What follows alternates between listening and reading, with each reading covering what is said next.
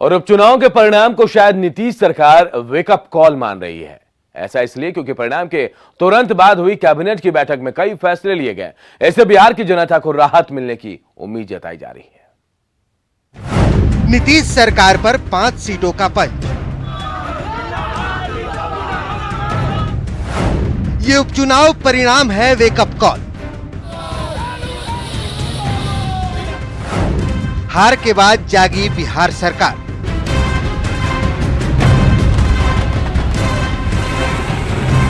बिहार विधानसभा की 5 और लोकसभा की 1 सीट पर हुए उपचुनाव के नतीजे आ चुके हैं। उपचुनाव सत्ताधारी दल के लिए किसी सदमे से कम नहीं है। विधानसभा की 5 में से 1 सीट पर जेडीयू को सफलता हासिल हुई है। उधर चुनाव परिणाम आए, इधर कैबिनेट ने ताबड़तोड़ फैसले ले लिए, जिससे सूबे की जनता को राहत मिलने की उम्मीद है। अब आइए एक नजर डालते हैं कि कैबिनेट ने क्या क्या फैसले लिए।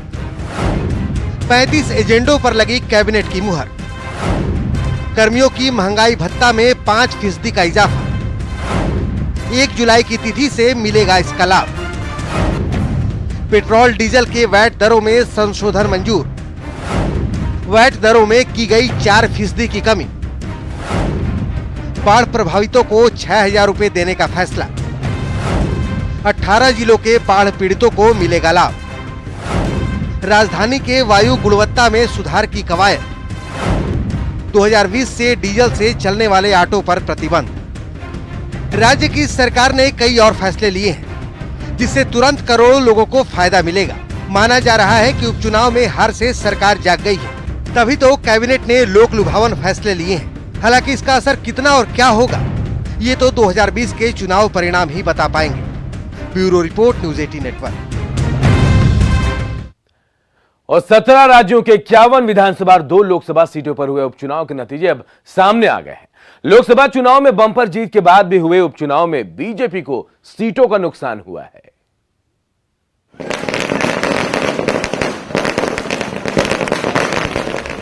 यूपी, बिहार और गुजरात सहित देश के 17 राज्यों में हुए उपचुनाव के नतीजे सामने आ चुके हैं।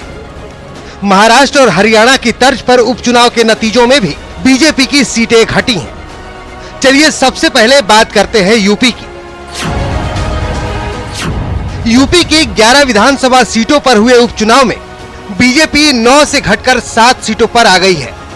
वहीं समाजवादी पार्टी के हिस्से में 3 सीटें गई हैं, जबकि 1 सीट अपना दल ने जीता है। कांग्रेस इस लड़ाई में कहीं नहीं रही।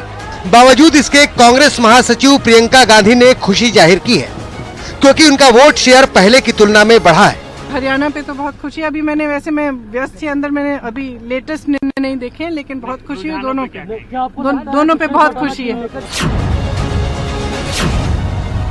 गुजरात की 6 सीटों में बीजेपी ने 3 और कांग्रेस ने 3 सीटों पर जीत दर्ज की है। कांग्रेस से बीजेपी में शामिल हुए अल्पेश ठाकुर राधनपुर सीट से चुनाव हार गए हैं। बिहार की 5 सीटों में से पहले 4 सीटें एनडीए की थीं, जबकि 1 सीट कांग्रेस की।